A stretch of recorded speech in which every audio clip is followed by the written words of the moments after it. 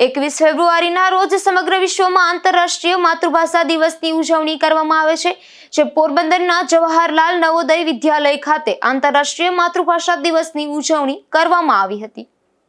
આ કાર્યક્રમમાં શાળાના પ્રભારી આચાર્ય રામેશ્વરલાલ કુમાવતે દીપ પ્રાગટ્ય કરી કાર્યક્રમનો પ્રારંભ કર્યો હતો, તેમજ કુમારી બંસી બાબરિયા, રિદ્ધિ પાંડવદરા સહિત શાળાના બાળકો તથા ગુજરાતી શિક્ષિકા આશાબેન મોરી દ્વારા માતૃભાષાનું મહત્વ ધરાવતા વક્તવ્યો આપ્યા હતા। શાળાની વિદ્યાર્થીનીઓમાં ધોરણ 6 ની કુમારી પૂનમ અને સખીઓ તથા ધોરણ 8 ની વિદ્યાર્થીની કુમારી એન્જલ અને સખીઓ દ્વારા કાવ્યગાન પ્રસ્તુતિ આપી હતી। ધોરણ 10 નો વિદ્યાર્થી કુમાર કેતન દ્વારા ઝવેરચંદ મેઘાણીની રચના લાગ્યો કસુંબીનો રંગ લોકગીતનું ગાન કરી સૌને મંત્રમુગ્ધ કરી દીધા હતા।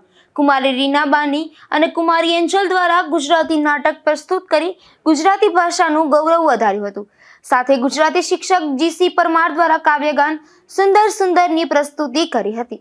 અશોક થાનકી, ગુજરાત ન્યૂઝ, પોરબંદર।